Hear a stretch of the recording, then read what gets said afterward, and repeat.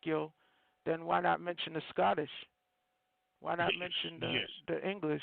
The English, the Irish. No group of people are defined by it's not about quantum. It's about what culture, it's lines of inheritance and what culture you're identifying with. Right. It's no different than basically the Siberians that you talk about. They have Mongoloid traits because they were overran by Genghis Khan. So right. That's why you have a lot of Siberians who basically have Asian traits. It's the same deal. Okay, we got 813 on the line. 813, you're on the Rich Report. Yeah, I just wanted to ask the doctor something, but I wanted to disagree with the last caller. I feel you on that. Native American. Bro, real quick. I'm happy that you're alive because I know where you're in Florida. I got Red-tailed Hawk mixed up with you. I'm just happy that you're alive, bro, that you won't hanging on like a palm tree with a belt. You know what I'm saying? So, Speaky Cloud, bro. Go ahead. No, he Red-tail. He's more gangster than me, but I got to disagree on him about the Native American thing. They're getting reparations for a land that isn't theirs, but that's a different story. I was going to ask the doctor. I never did a DNA test, but I was going to ask about the genealogy. I traced my roots back to the 1800s, and, you know, we went from the Davis family to the Duke family in the 1800s, the early 1800s. I think, you know, he was born in Mississippi and his wife was, and, you know, the children and stuff like that, and then it stops. I mean, where would I go? I don't know if you know about genealogy or anything like that. Where would I go after that, past the 1800s, the early 1800s, because they don't show none of that. You're saying like your family's not showing up on the records? Well, I mean, it showed like my grandmother where she was born and stuff like that, and then her father and her mother, well, my great grandmother, and it showed he was born in Mississippi, and his wife was born in Mississippi, but it doesn't go past that to his and her parents and stuff like that. I mean, where would you go after that? Because well, question: Do you have the maiden names of your great grandmothers? How far are you able to go back with their names? That's what I'm saying. I went back. Well, on the genealogy, I went back to the early 1800s. And but I mean, is that how many of your lines you know? Like for example, I wasn't able to go back on all my lines because they simply weren't there. You understand? After before 1870, some of my relatives are just not there. Yeah, that's what I'm talking about. It's not even that. You know, some of us are just going to get stuck because some of us are just not documented before 1870. I've been able to do the greatest amount of research with the side of my family that were free people of color because they were they were documented. So and Janet said, Janet Wormwind said to try to get death certificates as well. That'll help you. Okay, yeah, that's what I was saying. I couldn't go past because he was born like in the 1820s. I didn't know if I go to like some type of Indian census or something like that to go past. The records before 1820 they were not as detailed. They start becoming more detailed after like 1850. To be honest with you. Even when you speak to people who do research and they'll tell you that. You'll look, you'll see, you won't see you'll see the number of persons, if they own slaves, the number of slaves. You don't really get too much information. Okay, I just didn't know if it was something to go past that, the Indian tribal affairs or something like that. So I was kind of lost. The first census was done 1790. So 1790. Yep. So if you're able to go to 1820 on record, I think that's actually impressive. I'm only able to go beyond that because it's down word of mouth. Okay. And I'm able to go to the 1700s on my father's side only because of the prolific things they did. That's the only reason why they're mentioned. That's the only. My mother's side, however, that's proven to be a whole, another chestnut to crack, man. So, yeah, you're doing pretty good. I've so far on my mother's side, I've gotten back to about 1880. But that's about as far as, and I've ran into some stalls and roadblocks, but it's out there, bro. It's out there. You just got to keep pushing. All right, I appreciate it. Thank you. Yes, sir. I appreciate you, bro. Dr. Fatu? Yes. You need a lung? Would you like for me to donate a lung for you? Just for the night. I'll give you my lung. I'm just I heard you coughing. We got to get you in. We got to get you in Copper Color Romance. You'd love it there. Although, if you don't have a sense of humor, you might not want to join. But no, you got to give props out to Copper Color Romance, Love and Pettiness, because we get it done in there. And for all of y'all trying to body Rooted Sky, all right, Rooted Sky got something for y'all. Y'all see she basically comes back, right? She comes back and hits hard. You gotta love girlfriend Rooted Sky. Gotta love that sister, because y'all be just bodying her up in there, but she always comes back swinging. Gotta love a sister who can basically got some fight. But anyway, and shout out to Derek Americans, Chris Jr., Tyrone Street, Brandon Neal, all the cats in there, Safa, all you cats in there. Y'all crazy. All of you, Carlana May, Belinda, all of you, Karen, you all crazy, and I love it. But anyway, we're back to the show, okay? It is 3 after the hour, and we are talking about the good, the bad, and ugly with DNA testing when it comes to Indigenous Americans. So let's get into the bad really quick, Dr. Fatu, so that people can understand what the deal is. No. Let's take it back to the good, because there's a couple of points. Okay, let's go back to the good. Yeah, let's go to the good, because there's something that they have called genetic communities with Ancestry, and this is another interesting feature. So based on your DNA matches, they assign you to a genetic community. And let me go up there. I took a picture of it. They assigned both my mom and my let me see here. Go here.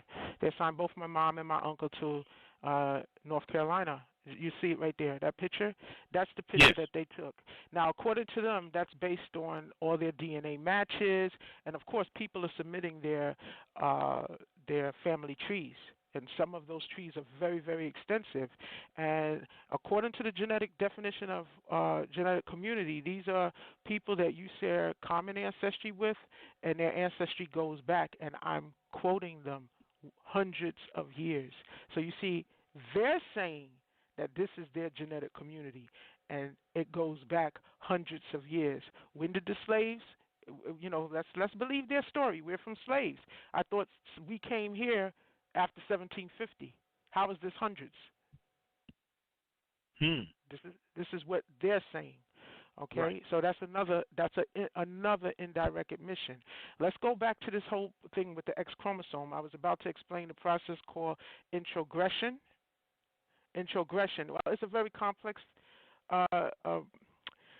It's very complex, but let me make it very simple. When you talk about introgression, that's basically what has happened with so-called Afrikan Americans with these foreign DNA genetic intrusions, I would call, like Southeast Asian, Native American, Mongoloid. Basically, you have two separate populations that are genetically dissimilar.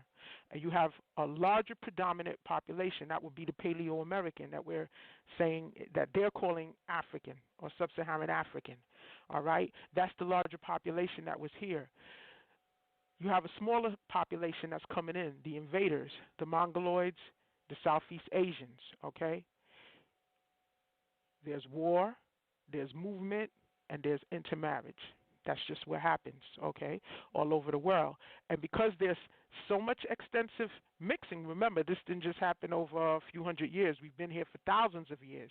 So this is an ancient process.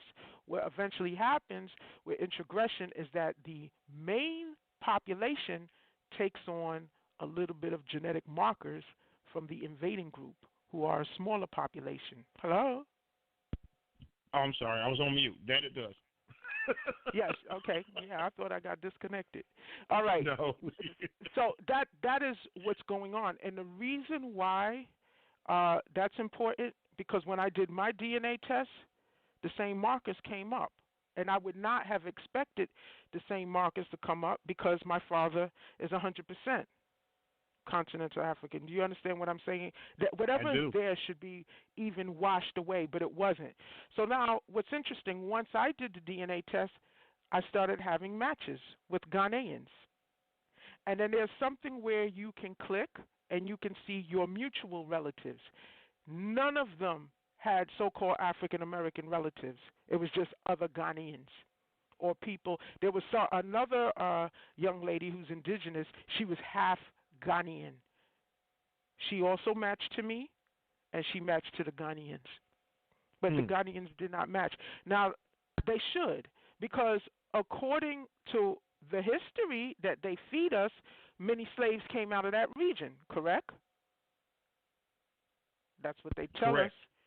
And the other thing, well, the argument could be, well, maybe they would be too distantly related, so therefore, maybe it's not showing. Well, no, that's not true because I match to several relatives, and we have a common ancestor before 1750. I actually verified that. I have a few relatives that you actually see from the test that we're genetically related, and our common ancestor is before 1750, somebody who was born like 1740 something. So that's how sensitive the test can be. So given that, African Americans should be matching to continental Africans who are participating in this test. Correct. Exactly, and especially a place like Ghana, where, according to what they keep telling us, so many people came out of there. It just does not make sense that none of them had any African American matches except for me and to another young lady who was half Ghanaian. You understand? So that's another thing. So those are clues. Then there's something called, let me see. There's another feature that they have, and it's called DNA Circle. Okay, that's a relatively new feature as well. And that is basically people who match to you, many who have done a family tree. Okay, and you are matched to, let's say they do their family trees and it goes back to these set of individuals. These 10 individuals trace themselves to a couple from the 1700s. Well, if you're matched to X number of their descendants, they know that there's a 70% chance that you are also related, possibly a descendant, but 70% related to their common ancestor. So when you look at the DNA circles of my mom and also of my uncle, all those DNA circles are matched to individuals who are linked to the Saponi tribe and whose ancestor is also a Saponi. Those are other clues as well. Nobody yet is an African. So now they're telling you you're continental African, but all your DNA matches are with people who are here.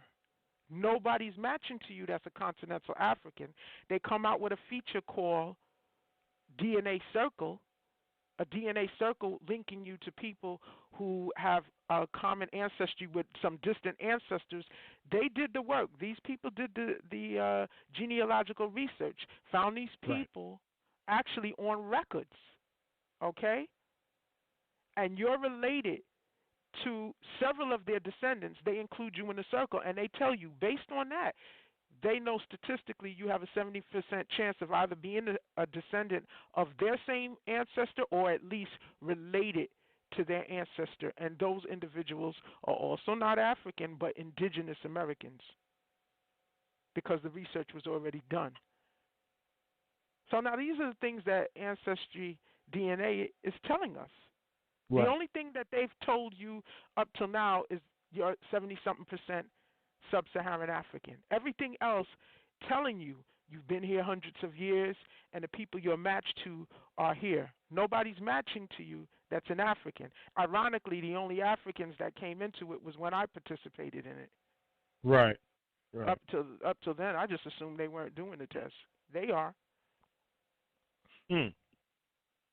And on. the other thing, they're not showing Southeast Asian and Native American markers that are statistically significant. So when I got my results, I ended up showing 0.5% Southeast Asian, 0.5% Native American, and those were statistically significant. So I was surprised because I would figure with a father that's 100% sub-Saharan African, that should be washed out.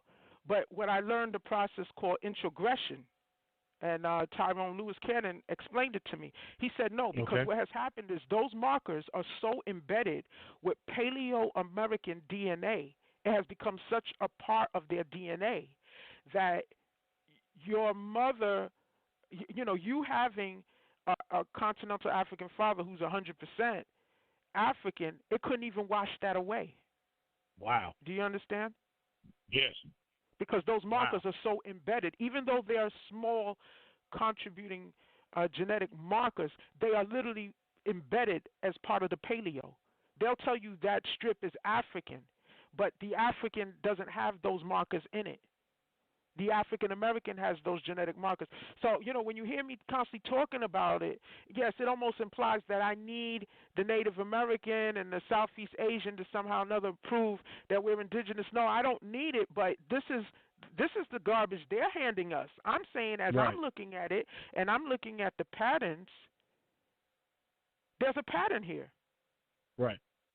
Indeed. And what the pattern is showing is that that we were here anciently. It's not that we have Native American DNA markers and Southeast Asian DNA markers.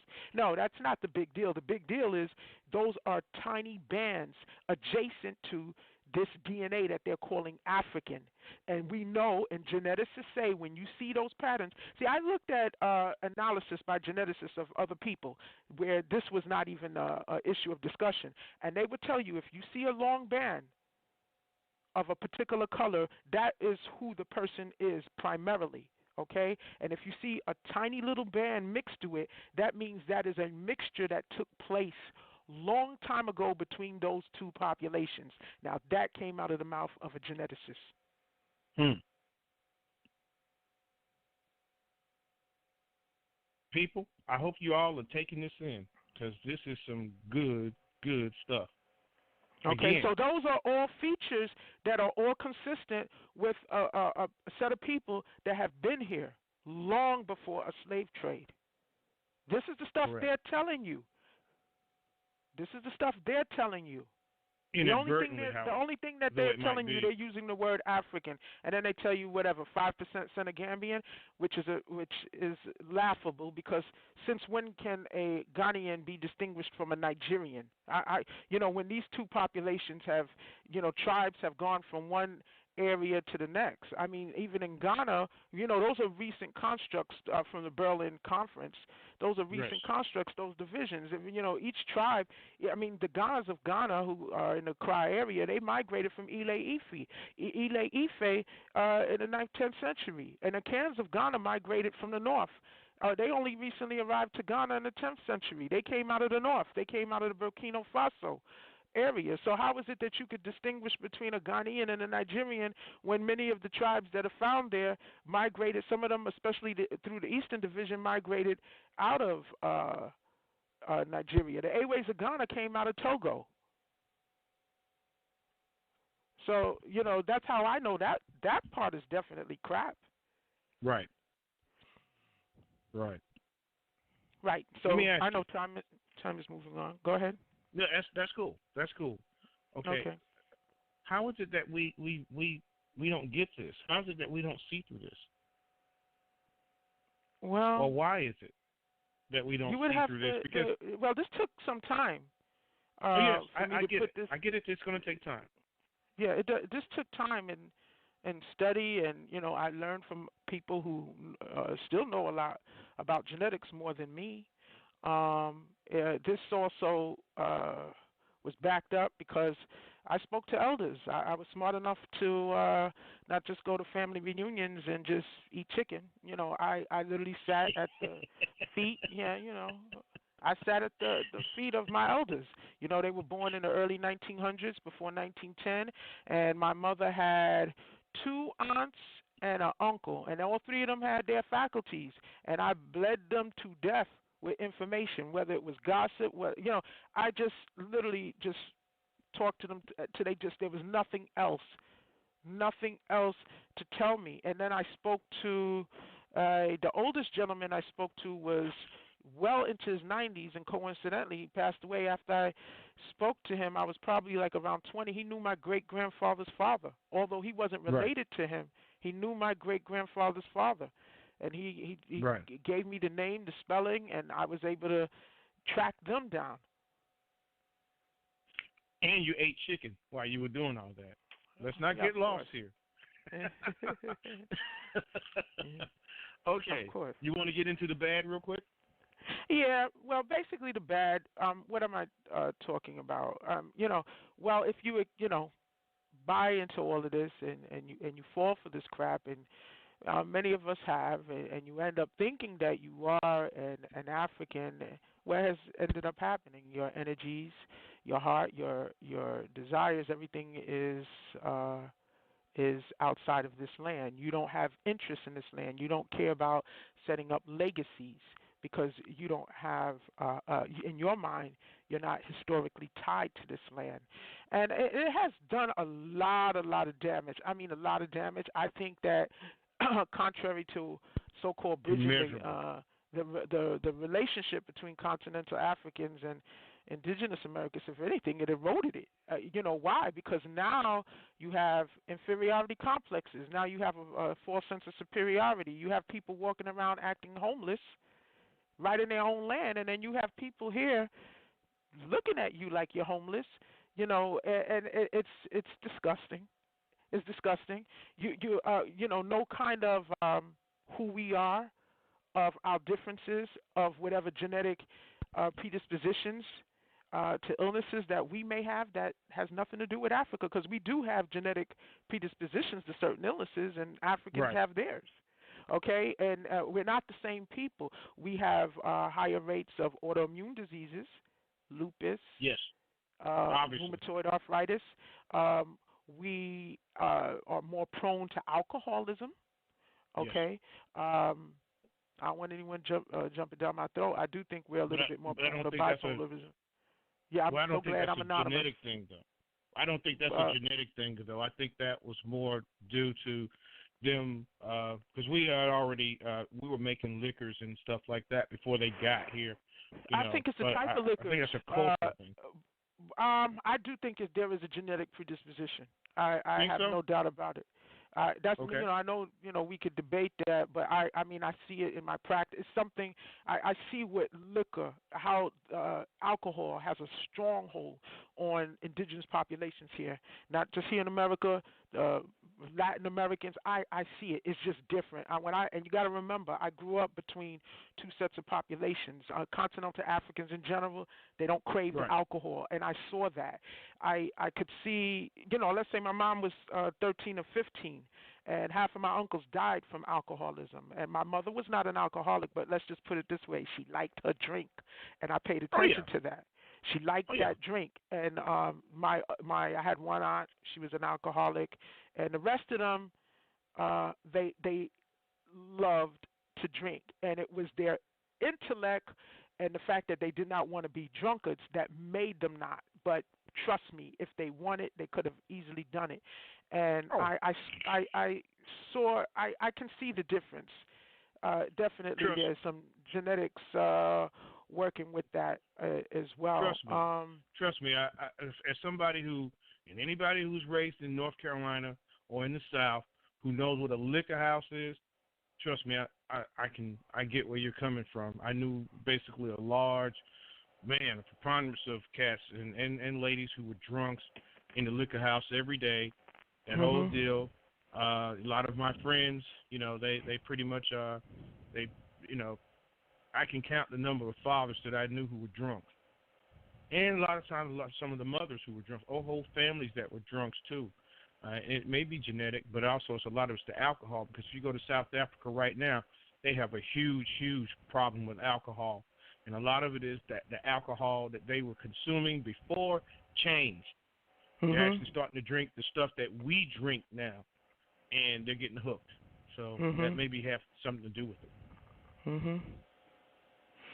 Autoimmune diseases we're more predisposed to. Yes, autoimmune we're very much is, so. I agree. I agree with that. Yeah, that autoimmune diseases is a very interesting, like sarcoid, lupus, what is it? MS. MS. These are all autoimmune diseases. Even hypothyroidism. Okay, thyroid diseases, whether it's hyper or hypo, these are all autoimmune diseases. Now, when you really think about autoimmune, it's do you know what autoimmune disease are? I don't want to assume your audience knows what that is. Basically, that why don't you tell us? Okay, you have a defense system, your immune system, and your immune system is your defense. It's like your army, and it's designed to basically fight outside offending agents, okay, whether it's viruses, colds, or whatever it is. Well, what happens with autoimmune disorders, your defense system literally is tricked into turning on its own body, its own organs, its own cells. So your defense system turns on the host. There's something that happens within on a cellular level where it's like a war internally. Now, there hasn't been any formalized studies, but there are small studies that have studied this, and this tends to happen more in miscegenated populations. Now, it's going back. It's jumping back to what I just mentioned when I was discussing the good. Okay? Populations that are genetically dissimilar, that intermix. Doesn't matter how tiny it is. There's intermixing. You are more likely to see autoimmune disorders.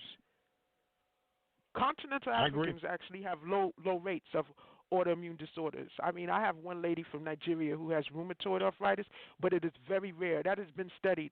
Among the Africans that tend to have autoimmune disorders, you will find they will be from the Canary Islands, ironically, where they have a lot of Portuguese blood. Isn't that interesting? But that is a disorder that you will see more here. You will see moderately in Europe, high among so-called Afrikan Americans and Latinos, extremely high among Latinos. They actually have lupus and all those things a little bit more than us, but it's significant enough with us as well. Rare with continental Africans. So that in itself tells you there was intermixing that went on here in the Americas, and this had nothing to do with Europeans coming in on that bloodline. We had intermixing coming in with the Asiatics coming in on us. That goes back. Right. That gives us certain predisposition as well. Not understanding who we are, this is, again, part of the bad. Not understanding who we are, we're not studying illnesses that we're predisposed to. Okay, and that's not good because all populations have scientists that study, okay, that particular population and their predisposition, like Asians, like Koreans and Chinese are predisposed to gastric cancers. Okay, I mean, esophageal gastric cancers are. It just really destroys that population. So every population has their what I call weaknesses. We haven't studied ours because we're so busy under this umbrella of African, and there are differences. Okay, not studying who we are, we're not taking into account that the fact that we were matriarchal. And many of us were matrilineal. So, again, speaking to the elders is not just about getting names and tracing your heritage. It's also about speaking to them, and just when you speak to them, you also learn the things that they did. It was a very common practice throughout the South for men to hand their check over to their wives. With the blacks, not the whites.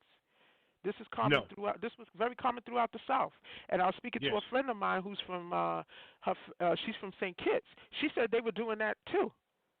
That was very common. The men would go to work, come home, hand a check. And this check and over to the it wife. doesn't matter whether they was from South Carolina, Louisiana. This was very, very common. As a matter of fact, one of my older patients, he's from Louisiana, he said the one time he saw his mother get so angry was when his father cashed the check before he handed it to her. She was a housewife. She never worked outside the house.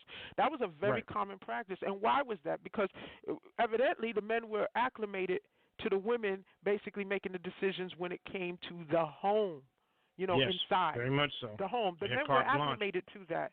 Exactly. So when you don't really understand your culture, and then someone now is telling you you're African, and Africans are very patriarchal, and yes, you have some tribes that inherit through the women, but I know, Some of the Afrocentrics love to talk about the Akans, particularly the Ashantis, and how the Ashanti Queen Mother picks the chief and all of that. But please don't misunderstand this.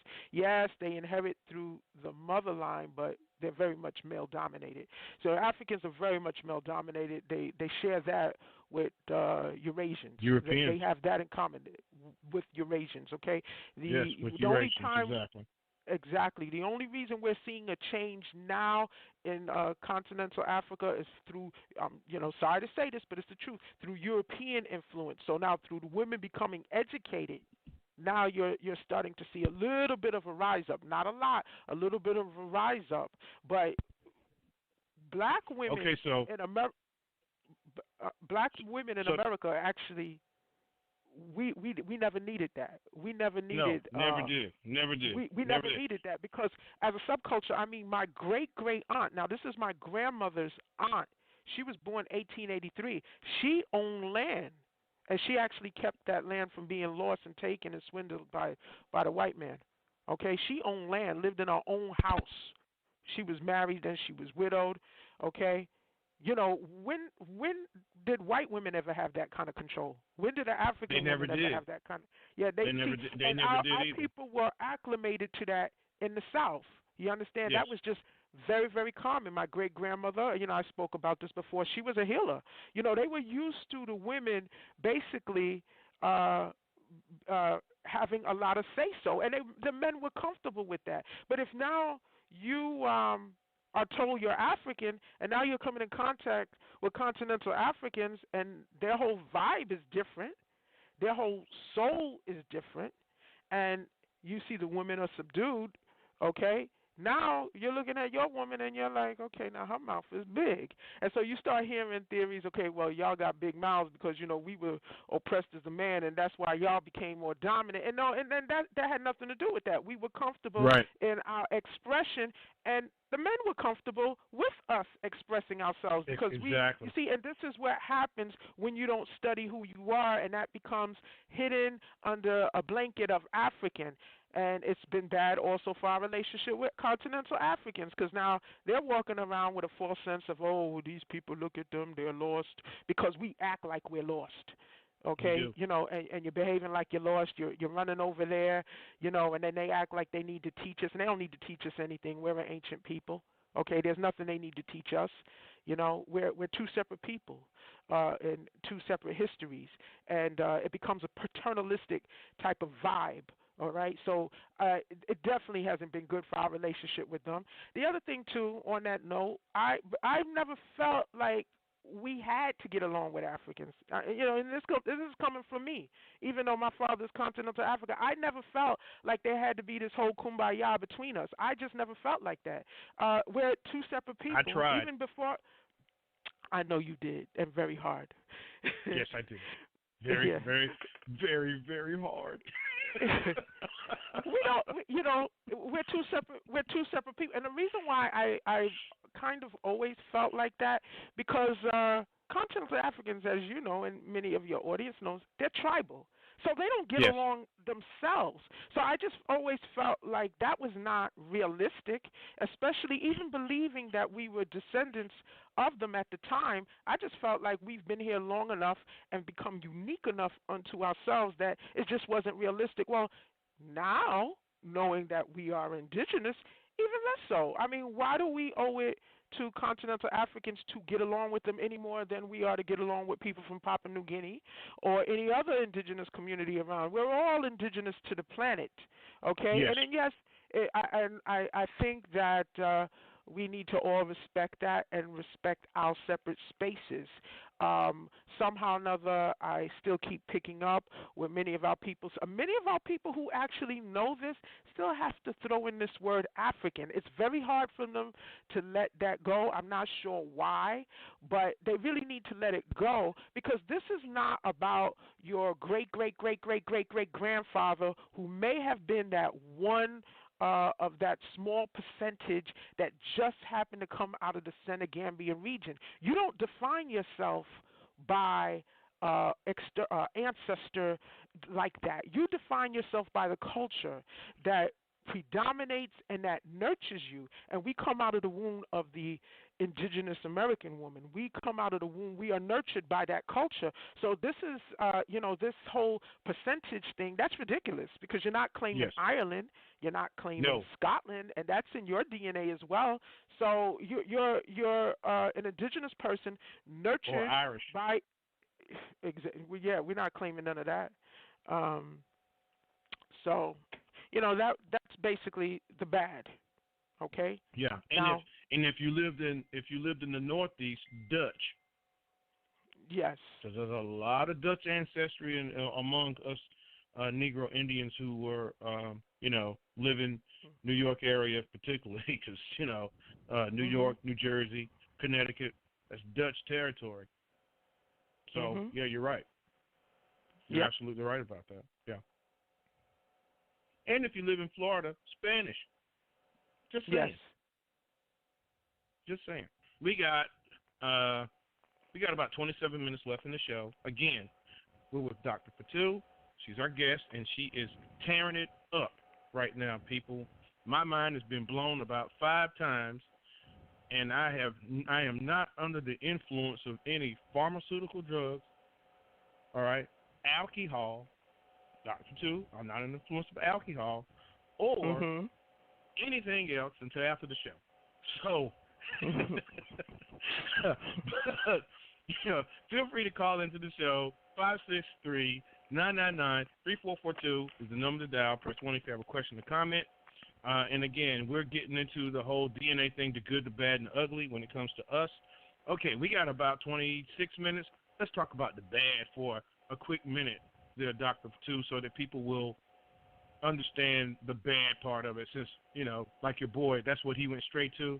Let's talk. You mean not the bad? We just finished talking about the bad because the bad basically was not knowing who we are and the confusion and the nonsense and not studying ourselves and all of that. What's led to that? I want to talk about the ugly. We want to talk about the ugly. Let's talk. Yeah, I meant the ugly. I'm so sorry. I meant the ugly. All right. Okay. Real quick before we get into that though, we got a call on the line. 518. You're on the Rich Report. What's up? Hey, how you doing, guys? Hey, what's going on, bro? Doing good. This is Damon Taylor right here, just giving you a call. Hey, what's going on, Damon? Doing good. I just wanted to build on what Fatou had mentioned about seeing the disconnect between the two cultures, between the African culture and the American culture. I tell a lot of people, my sister, her father's from Sierra Leone, and growing up, I grew up a lot in that culture. And there was a lot of distinctions, and one particular thing, I mentioned, like her name is Nakassa, Nakassa, right? And that name itself, it means between two worlds. So I always, in a lot of discussions, especially with people who kind of want to insist that we are the same, I say, like, why would they want to name her Nakassa and name it between two worlds?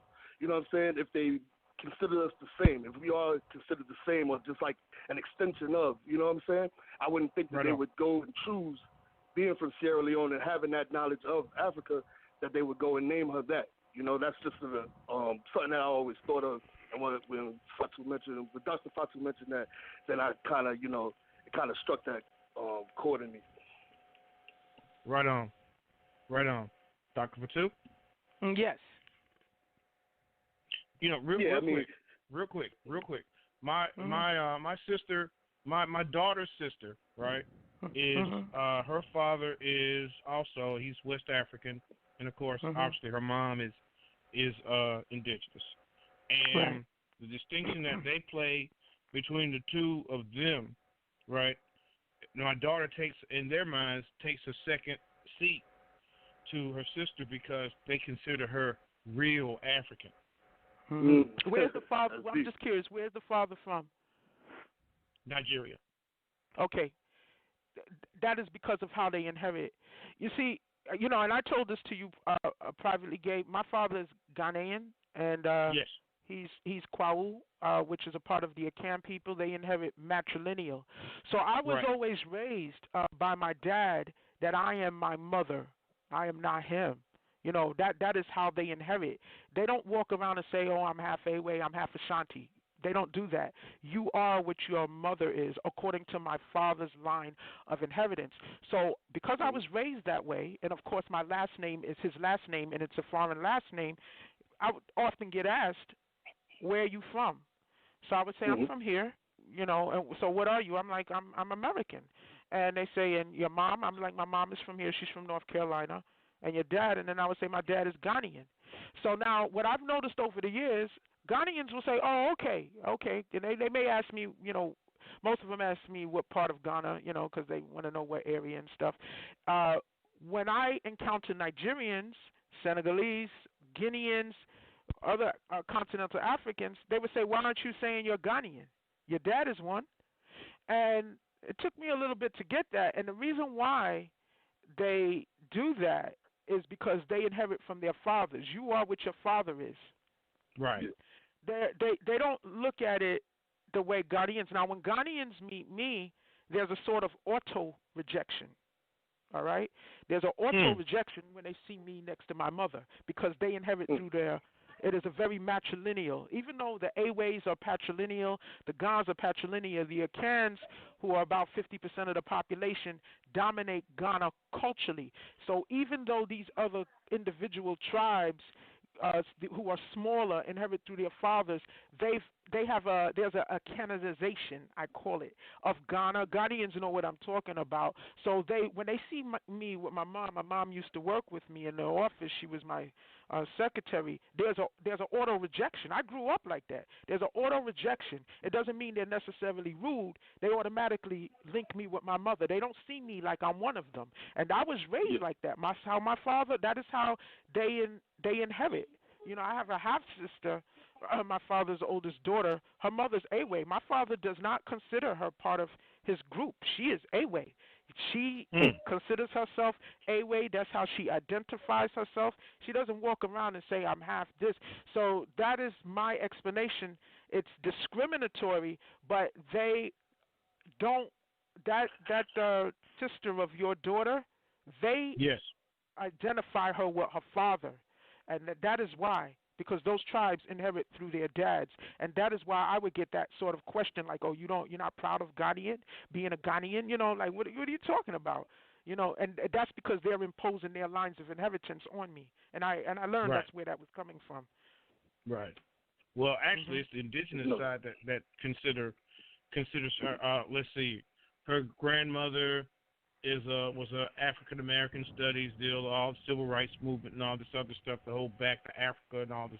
So they're big on that on that side of the family now. So her having African blood means that she's more real than, say, my daughter who is indigenous, you know, Cherokee and Blackfoot. That's part of that bad stuff. That's part of that bad stuff. That's a total negation of your own roots. Total dismissal of the ancientness of your people and putting yourself underneath a whole other group of people in your own land. And this is where that snottiness and snootiness comes from. You know, that turning up of your nose. Like, again, I call it the syndrome of thinking we're throwaway bastard children of them, you know. So, you know, that is exactly where that's coming from. And that has to be stopped. Okay. Agreed. Damon, what's on your mind, bro? I mean, also to add on to that, it's kind of what she's saying, which is like as far for the future generations. Not really, you know, kind of building off of what Red Tail has said earlier.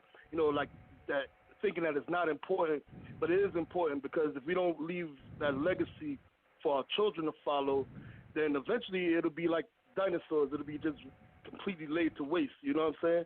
So we got to make sure that we continue to push and teach, you know what I mean? And that's why I appreciate what you guys are doing today, you know, and actually not just today, but in general, just so that we can continue to teach, because not for us, not for our egos, you know, that might be fine for a moment, but it's really for the future and for the future generations, our children, you know?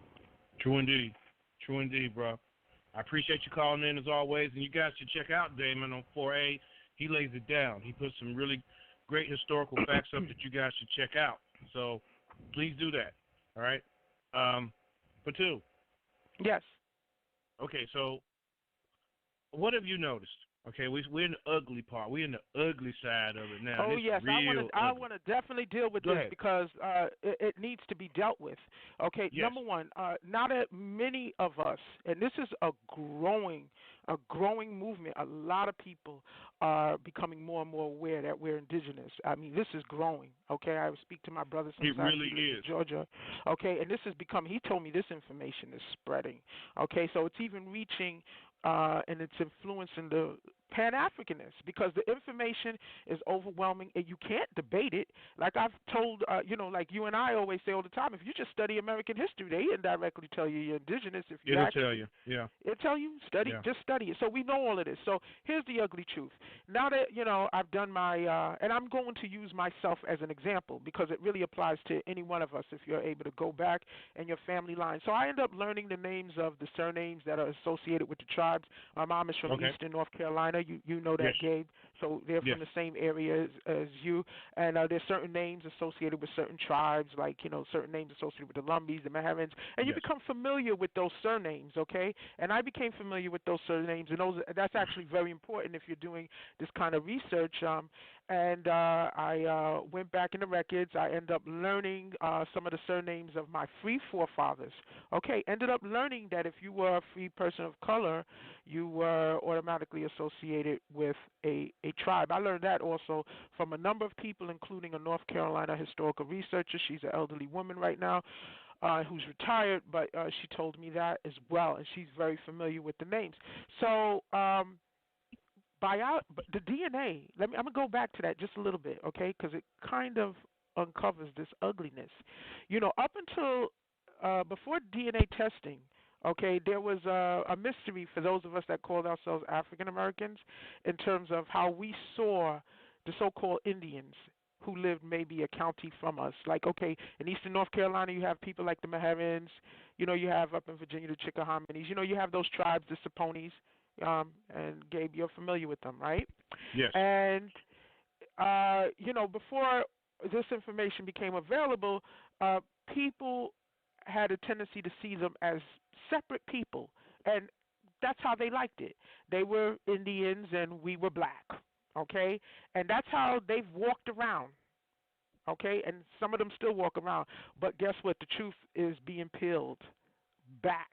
And when the DNA tests now come out, guess what? Those same people who are walking around, many of them lighter than many of us, who are saying that they're Indians, state recognized, having these powwows, as if they're a separate population from us, even though they're in the same counties as us.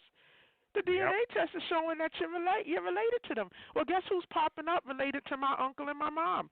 People in the Maharan Nation, people in the Saponi Nation. Eastern North Carolina, I'm not surprised by that. The slightest. Okay, see, we shouldn't be surprised. But see, the DNA is confirming that. And now I'm looking at their results. Well, how are you? You have the same genetic breakdown as me. The only thing is you're more European. You know, so what is this claim? What is going on? And then when you start doing research, you start learning that they are not any more indigenous. In fact, in theory, the darker ones, the browner ones, are actually genetically more indigenous than them. The reason they have a claim to it is because they descend from free people of color. And for those of you who want to do some more extra reading on that, you could Google or look up Paul Heinig, Heinegg. He is Caucasian. He's married to a black woman, but he's done a lot of research and genealogical research on these free people of color, the different families. It is a useful source to have, and he traces them back.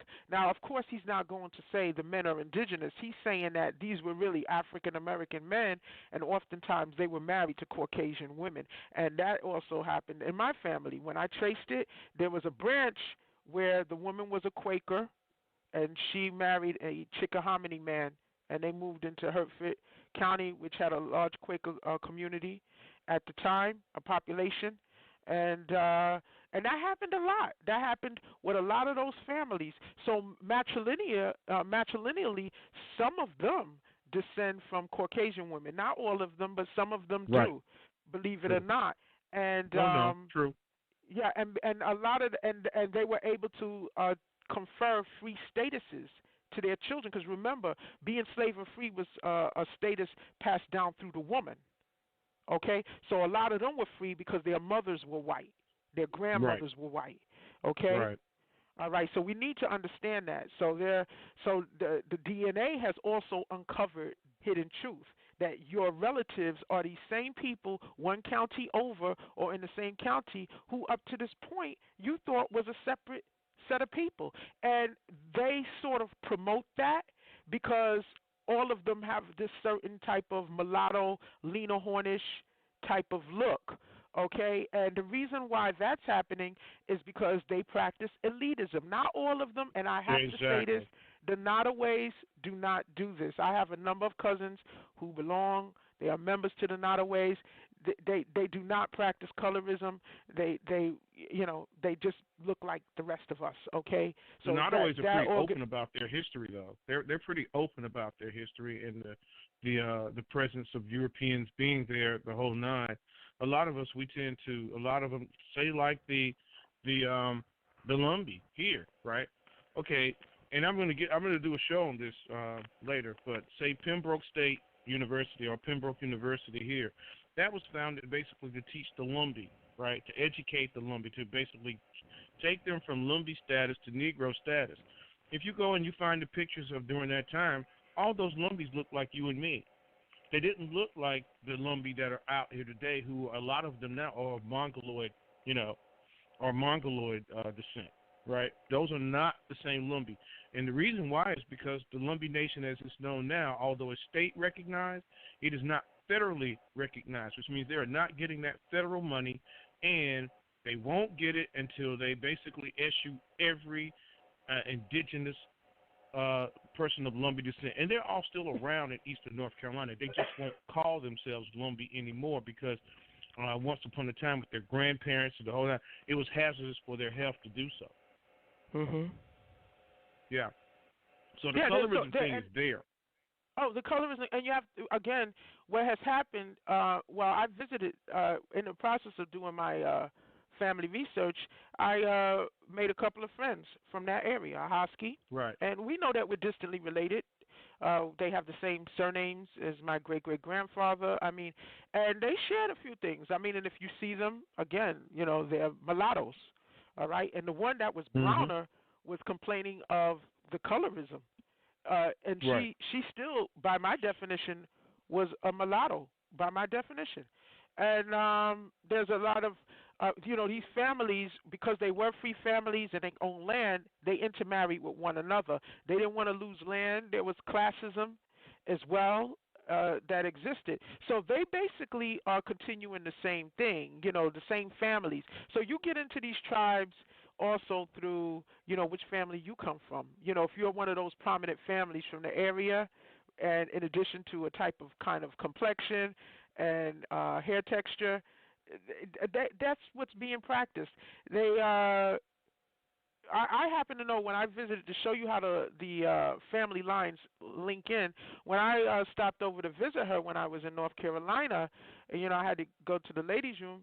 And when I was on my way out, she stopped me in her living room, and she wanted me to, see pictures. So she was showing me pictures of her daughter and different family members and a brother that passed away. And then she showed me a picture at a powwow of a young man. He looked like a mestizo Latino. And she said, you know what, this boy here would be your relative. And I said, really? She goes, yeah, because he descends from a such and such person. And that would be my great-great-grandfather's brother. So that young boy comes off of that line. Now, a lot of his descendants are part of their group, okay? Right. But there's always a gatekeeper.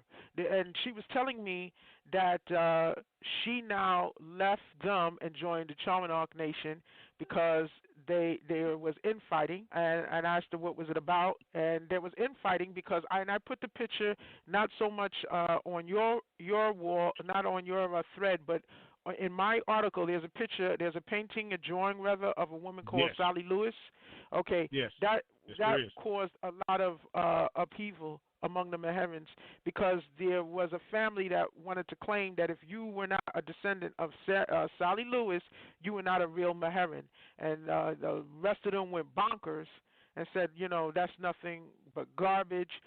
We don't have to descend all from one woman, and these are the kind of things that are going on. There's a lot of elitism, a lot, you got to know somebody. So just to test it out, I'm not interested in becoming a member, okay? But just to test it out, because I know what I'm looking at. I have eyes, and I'm not colorblind, okay? I've asked for, a strategic person. I don't want to call names. I don't want anybody coming after me for slander, but, put a person of position. Yeah, exactly, a person of position. That's all I will say. And I basically identified who I was and who I was a descendant of. Now, I was told by a member who is a distant relative of me, another member, that, oh, no, you definitely need to be a member, because that ancestor of mine actually is sort of on their website, because if you go to their website, they document the sun-dried persons of color. He was a sun-dried person of color. Basically, it was a group of men that drafted a petition against the North Carolina General Assembly in 1822, okay, because it had to do with the fact that North Carolina stated that slaves could be viable witnesses against free men of color, and they knew that was just nothing but an attempt to gain witnesses against them to take their land, that a slave would say whatever his master would say. So they drafted a petition. They called it the Sun-Dried Persons of Color, and my great-great-great-grandfather, his name was David Melton. He was born 1795. Okay, he signed that, and that is actually documented, and they are proud of that history. They call them proud Meherran men. All right. Now, I said that's who I am a descendant of, and I happen to know his descendants are in that tribe. Okay, and she said, "Oh, I ever heard of him? Let me speak to my mother about it to see if she knows." I'm not, and then I'll get back to you in 2 days. And she did. I mean, she wasn't rude, but she basically said, "Well, no, we don't." She said she doesn't know that family, and I said, "Okay, thank you very much." Click. All right, and those are gatekeepers. Those are gatekeepers. I'm not part of that clique. I might be I'm a distant descendant, but I don't come from the holes. And I recognized what was going on. They want to just keep it in the family. They're really doing what their ancestors did. Yes. They're calling it. They are now state-recognized tribe. Well, the reason why I call it the ugly truth is because, believe it or not, that adds to our people's confusion. Because now when you look at them, they are promoting that indigenous people had this type of look. They had a type of yellow skin, and they had this loose type of hair.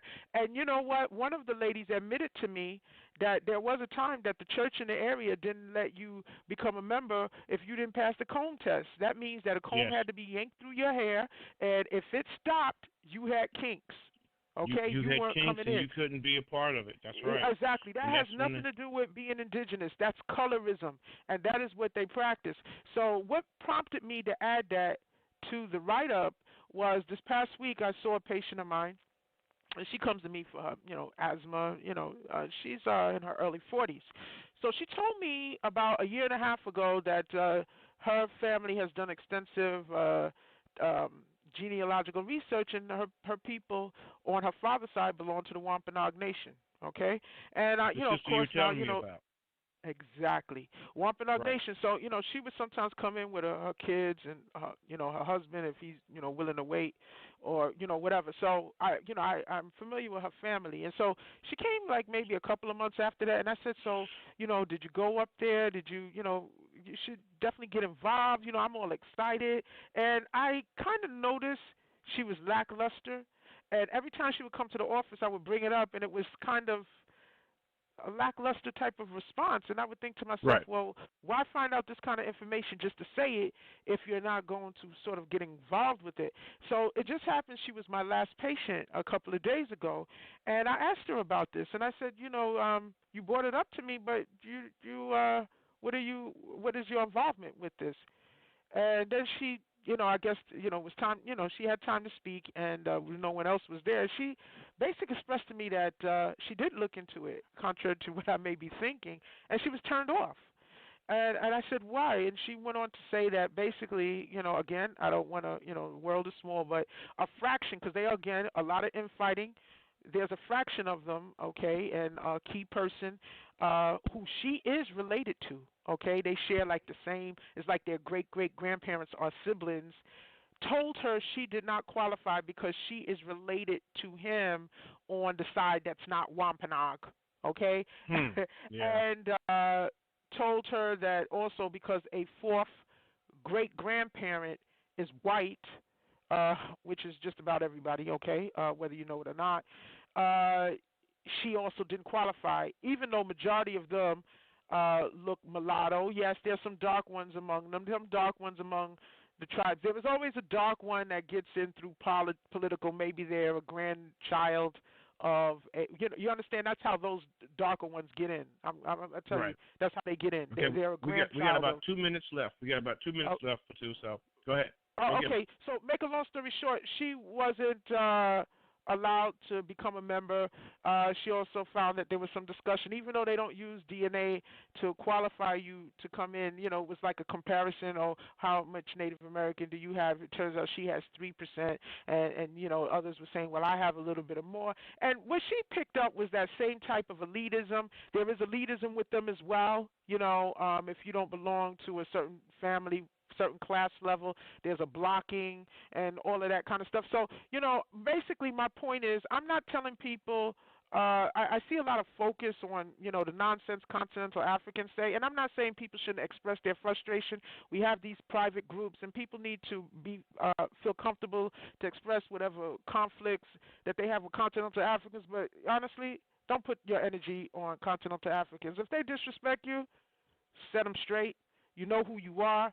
But don't put your energy on there. I'm actually more concerned about these people who have the title, who have the titles of our ancestors. These people are walking around with our ancestral names, Maherans, Chamanogs. These are the same tribes we're coming off of, and they're walking around acting like they're walking around, basically putting on a facade as if our people always looked like how they looked, when they are nothing but mulattoes from us. They're claiming to be us. Acting like we are the Africans and they are the Indians. That's the crap that they are promoting. And let me tell you something, even though DNA was designed to make us and connect us to Africa, it was done to keep us confused. DNA has uncovered the lid off of them because we are matching to them. Right. And they are not showing this so-called Native American DNA. They're showing the same genetic markers as us, except the difference is they have more Euro blood. That is why they look like that.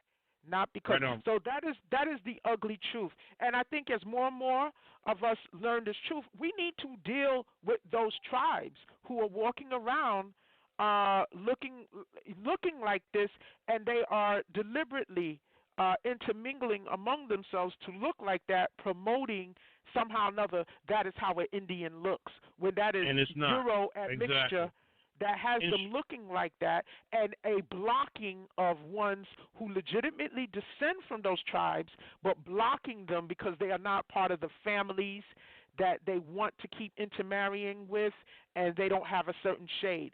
That's the ugly truth. Okay? Agreed. In short, we got bigger fish to fry rather than dealing with Africans who pretty much don't like us, who are insignificant in number to us anyway. These tribes, they're stealing our legacy, our history. That's what Dr. Patu is saying. And I fully agree. Okay, people, we're going to be back next week. Tribes. These are not Western tribes. These are the tribes we come from. Exactly. Right. So we're going to be back next week. I want to thank you so much, Dr. Patu, and I hope that you will come back on and we can really explore this more and other subjects. And we'll be back next week. We're going to have a great show. So thank you so much. Thank everybody for tuning in. I appreciate it. And as always, we'll be back next week. Peace.